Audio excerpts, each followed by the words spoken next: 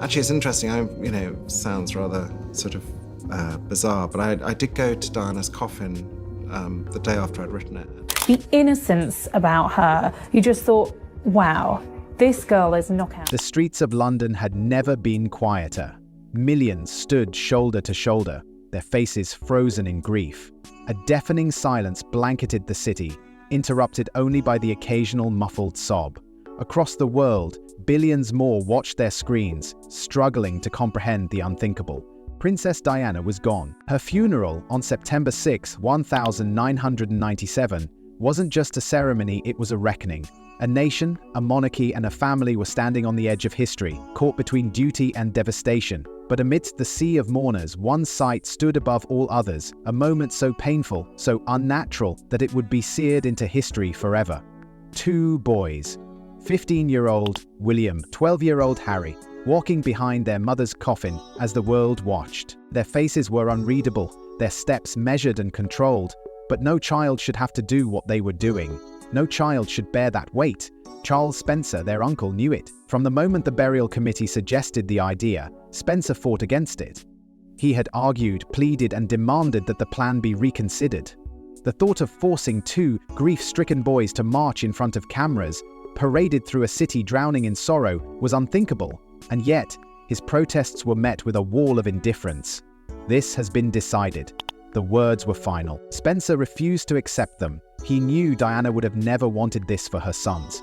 She had spent years shielding them from the very world that had broken her, from the relentless scrutiny, the flashing cameras, the expectation to perform even in pain.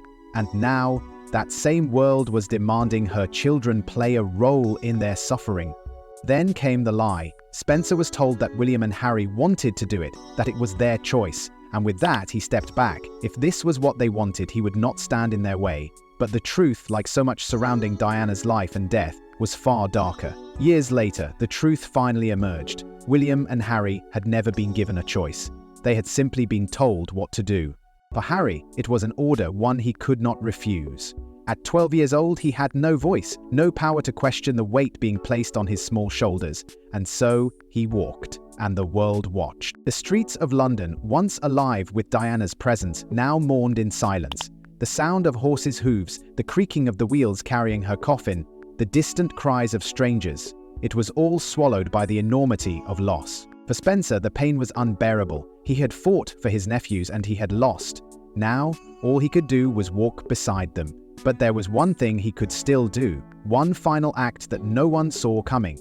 As the world grieved, as the royal family maintained their cold, practiced composure, Charles Spencer stepped forward. And when he opened his mouth, his words would change everything. The silence inside Westminster Abbey was suffocating. The weight of history, of grief, of unspoken truths hung thick in the air. Royals, dignitaries, and world leaders all gathered beneath the grand arches, their expressions carefully composed, their sorrow measured. But then, amidst the sea of calculated restraint, one man stepped forward, Charles Spencer, Diana's brother. The world watched as he approached the podium, his face unreadable. Every word he was about to speak had the power to shake the foundations of the monarchy, to ignite a storm that no one, not even the Queen, could control. But he didn't hesitate. Not for a second, and then he began. It wasn't a eulogy, it was a reckoning. Spencer didn't just grieve his sister, he defended her, he fought for her, and with every syllable he pulled back the veil of illusion that had surrounded her life and her death. The media, the institution, the relentless hounding that had driven Diana to the edge. Spencer named them all. Diana was the most hunted person of the modern age, he declared, his voice unwavering. From the day she entered this world, she was treated as public property, and even in death, they will not leave her alone. The words cut through the silence like a blade. For the first time in history, someone inside Westminster Abbey was speaking the truth, not in hushed whispers, not in carefully curated statements, but in bold, undeniable condemnation. The royal family sat frozen. The Queen remained still, her expression unreadable. Prince Charles did not react. But the public, they felt it. Because Spencer wasn't just mourning Diana, he was exposing the very forces that had destroyed her. Then he turned his focus to the future, to the two boys sitting before him, William and Harry. The only thing she would want, he said, is for her sons to be loved and protected. And then, the the words that sent shockwaves through the monarchy. We, her blood family, will do all we can to continue the way she was steering these two exceptional young men, so that their souls are not simply immersed by duty and tradition, but can sing openly as she planned. It was a direct challenge to the royal family, a declaration of war. And then, something happened that had never been seen at a royal funeral before. Applause. Inside Westminster Abbey, inside the heart of the monarchy itself, the people applauded. It was a rebellion, a sign that the world was no longer willing to blindly accept the silence, the composure, the carefully orchestrated narratives. For once, someone had dared to speak out against the system, and the people were with him. But as bold as Spencer's words were, as powerful as that moment had been, his battle was already lost. Because of William and Harry's futures, they had already been decided. Spencer had promised to protect them, but in the end he would learn the same brutal truth that had haunted his sister. No one escapes the monarchy. Paris, August 31, 1997, the night the world changed forever. It started as a quiet evening, one that should have ended like any other, but in the darkness of the Alma Tunnel, beneath the glittering lights of the City of Love, history was about to take a devastating turn. Princess Diana, the most photographed woman on the planet, was once again being pursued. The paparazzi had never left her alone, not even in death, but this time, their chase would end in tragedy. Inside a black Mercedes-Benz S280, she sat alongside Dodi Fayed, the man the press had fixated on as her supposed new love. The car, meant to be an escape from the relentless cameras, was anything but safe. Behind the wheel, a driver, later found to have alcohol in his system, was pushing the limits, trying to outrun the flashes of photographers who saw Diana as nothing more than a headline waiting to happen. And then impact. The sound of metal crushing against concrete echoed through the tunnel, followed by an eerie silence. The car had crumpled like a discarded toy, the wreckage unrecognizable. Dodi Fayed was dead on impact, the driver too, but inside, Diana was still alive. Barely. Rescuers arrived, working frantically to free her from the twisted steel. They had no idea who she was at first. To them, she was just another victim of a brutal car crash. But as the realization set in, so did the gravity of the moment. Diana, the beloved Princess of Wales, lay critically injured, slipping in and out of consciousness. Back in South Africa, Charles Spencer slept soundly, unaware that his world was about to shatter. The first call came in the middle of the night. It was brief, cautious, and restrained. "Diana has been in a car accident," the voice informed him. "She is severely injured." The words sent a chill through him. Diana had always been hunted by the press. Was this their doing? Had they finally chased her too far? He sat in the darkness, waiting for more news, his mind racing with possibilities, with prayers, with the terrifying thought that this could be worse than anyone yet realized. Then came the second call. It was colder. Final. "I'm sorry, sir, she didn't make it." Charles Spencer's world collapsed, just like that. His sister, the woman who had defied the odds and who had endured so much, was gone. The reality hit like a hammer. Diana was dead. But as Spencer processed the unimaginable, the world outside was waking up to the news that would send shockwaves through history. Grief spread like wildfire, with people pouring into the streets in disbelief, sorrow, in rage. Yet, while millions mourned, the royal family remained silent, and that silence, it spoke volumes. The world was in mourning. From London to Los Angeles, from Paris to Tokyo, an unbearable sorrow spread like wildfire. Flowers flooded the gates of Kensington Palace. People wept openly in the streets. Strangers embraced, united by grief for a woman they had never met, but had somehow known. Diana, the Princess of Wales, was gone. But while the public drowned in heartbreak, one group remained conspicuously silent. The royal family. No statement, no public address, no lowered flags at Buckingham Palace. It was as if the monarchy had chosen to ignore the most devastating moment in modern British history. And the people? They noticed. As the days passed, their patience began to fray. Where was the Queen? Why had she not spoken? Why had Prince Charles and the boys not returned to London? Questions turned to outrage. The monarchy had always been bound by tradition, by a carefully curated detachment from public emotion. But this was different. This was not just any loss. This was Diana, the woman they had loved, the people's princess, the one who had shown them kindness when the crown would not. And now, in her absence, that silence felt like betrayal. At Balmoral Castle, where the royal family had retreated after Diana's death, The atmosphere was cold, calculated, almost indifferent. Inside those stone walls, William and Harry were kept far from the tidal wave of grief that had overtaken the nation. There were no candlelit vigils, no mourners gathered outside the gates. Only quiet halls and hushed conversations. The young princes, just 15 and 12, were given no space to process their mother's death in the way the world was doing outside. While strangers sobbed in the streets, they were told to remain composed, to keep their heads high, to act as royals, not as grieving sons.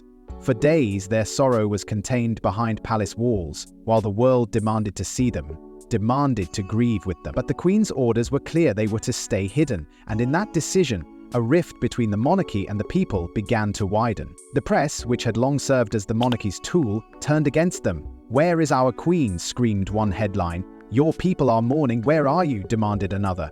Even the most loyal royalists could not justify it. The silence was deafening. Diana had given the monarchy something they had never earned: the love of the people, and now that love was fracturing. Finally, after 5 excruciating days, the Queen was forced to act. The outrage was too loud, too relentless to ignore. Sitting before the cameras, her expression controlled, her words carefully measured, she spoke. "I want to pay tribute to Diana myself," she said, calling her an exceptional and gifted human being. But for many it was too little, too late.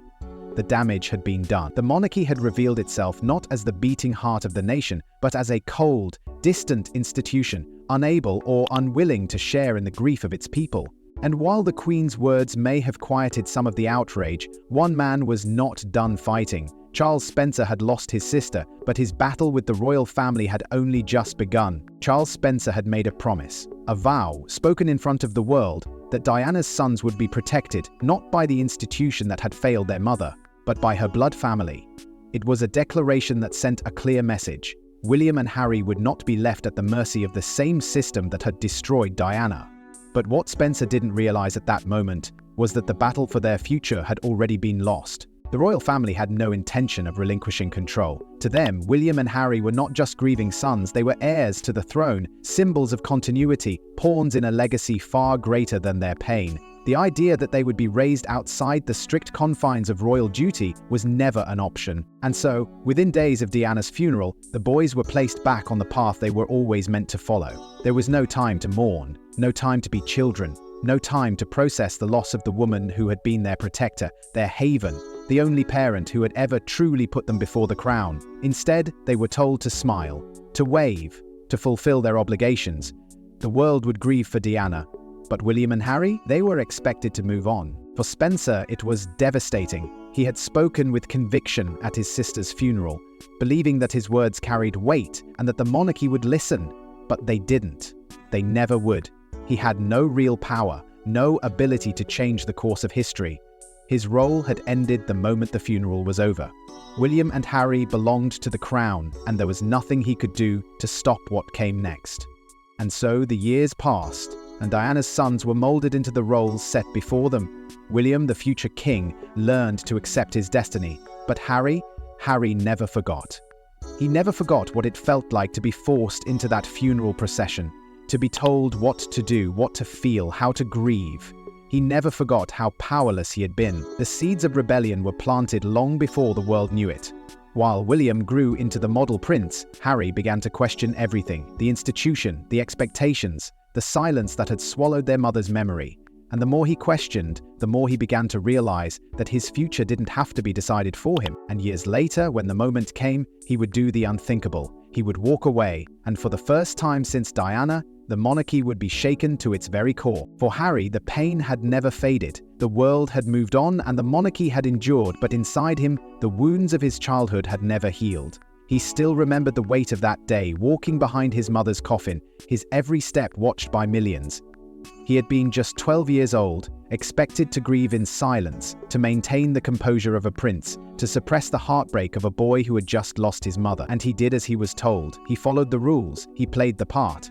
But deep inside, something had broken. For years, he buried it. He smiled in front of the cameras, fulfilled his royal duties, and tried to convince himself that this was the only life he could have. But then, history began to repeat itself. Meghan Markle entered his world, and the cycle that had once destroyed his mother started again.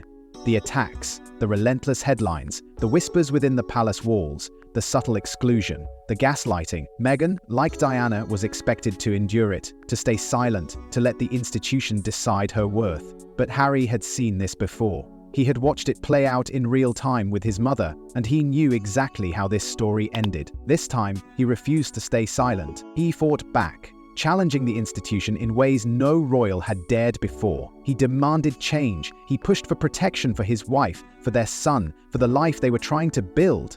But the response from the monarchy was as cold as ever. Nothing would change. The same machine that had crushed Diana would now move to destroy Meghan. The realization hit like a thunderclap. He was powerless, just as he had been at 12 years old, just as he had been when he begged the world to leave his mother alone, just as he had been when he was forced to watch her burial, knowing nothing he did could bring her back. But this time there was one difference. He had a choice, and he made it. In 2020, Harry and Meghan did what no one thought possible. They walked away, not just from royal duties, not just from Buckingham Palace, but from the very system that had defined their entire existence. They chose freedom over legacy, love over duty, survival over tradition. It was a move that sent shockwaves through the world, a defiance that shattered centuries of royal expectations. For the first time, a prince had chosen to abandon the crown, not out of scandal, but out of self-preservation. Charles Spencer never spoke about it publicly. He never issued a statement or gave a formal endorsement, but those who knew him understood the truth. He had fought to protect Diana's sons, and now one of them had finally escaped. But for Spencer, the war was not over. He had lost his sister. He had lost the battle to shield William and Harry, but he would not let the world forget how the monarchy had failed Diana. His fight against the royal family had only just begun. Charles Spencer never held back. He never softened his words or bowed to the weight of royal tradition. He had seen too much. He had watched his sister suffer, watched her plead for help, watched as the very institution that was supposed to protect her turned its back on her instead. And after she was gone, after the world mourned and the monarchy carried on as if nothing had happened, he refused to let them forget. Diana had told him everything. The isolation, the fear, the feeling of being trapped inside a system that had no place for her. She had called him, crying, desperate, begging someone, anyone to listen, and Spencer had tried. He had warned the palace and urged them to do something before it was too late, but his words fell on deaf ears. They always did. The royal family had no interest in saving her. Diana was useful to them until she wasn't, and when the marriage crumbled, when her presence became more of a liability than an asset, they let her go. Not just in title, but in protection, in security, in the most basic measures of care that should have been given to the mother of a future king. She was cast aside, left vulnerable, and that vulnerability led her directly into the path of a relentless press, into a world where she was hunted without mercy, into a tunnel where no help would arrive in time. After her death, Spencer did not bite his tongue. He called it what it was, a failure, a disgrace, an abandonment. He knew the truth. Diana had been used when they needed her and discarded when they didn't. The world might have been fooled by the carefully controlled royal image, but he wasn't, and he would make sure that the truth lived on long after Diana was gone. But as he spoke out, as he exposed the brutal reality of what had happened, one question remained, a question that haunted him for the rest of his life. Could he have done more? Could he have saved her? Could Charles Spencer have saved Diana? It is a question that has lingered for decades, a question that haunts those who loved her, a question that even Spencer himself may never be able to answer. He had tried, hadn't he? He had spoken out, fought for her, defended her. But had he done enough? Could he have convinced her to leave the royal system before it was too late? Could he have been the one voice strong enough to pull her away from the world that had suffocated her? Diana had confided in him. She had told him about the loneliness, the isolation, the feeling of being trapped in a system that did not love her, that only used her for its survival. She had been desperate to escape, to build a new life beyond the palace walls, and yet she stayed. Was it because she still believed she could change things from within? Or was it because, even in exile, she would never truly be free? The royal family's reach was long. Their influence was unshakable. Could Spencer, her younger brother, have done anything to pull her from their grasp? And if he had, would it have made a difference? If she had been surrounded by real security, by people who truly had her best interests at heart, would she still be alive? Would she have been protected from the relentless press, the flashing cameras, and the ruthless pursuit that had ultimately led to that tunnel in Paris? Or was her fate sealed the moment she stepped into that car, the moment she became more than just a princess, the moment she became a global obsession? But even in death, Diana did what no royal had done before her. She changed the monarchy forever. The institution could not ignore the way the world mourned for her, and could not pretend that the outpouring of grief was just another royal tragedy. She had forced the monarchy to evolve, to acknowledge its distance from the people, and in the years that followed, her legacy lived on, not in the halls of Buckingham Palace, but in the hearts of the people who had loved her. And then there was Harry, the son who would not be silenced, the one who saw history repeating itself and refused to let it happen again. In the end, it was Harry who did what Diana never could. He walked away. He was the one who finally shattered the cycle, the one who made the choice that Diana may have never been able to make. And perhaps, in that, Spencer found some measure of peace. Because even if he couldn't save Diana, even if his words and warnings had never been enough to change her fate, her story was not over. So now, the question turns to you. Could Charles Spencer have done more? Could anyone have stopped what was coming? Or was Diana's fate written the moment she became a princess? Let us know your thoughts in the comments below.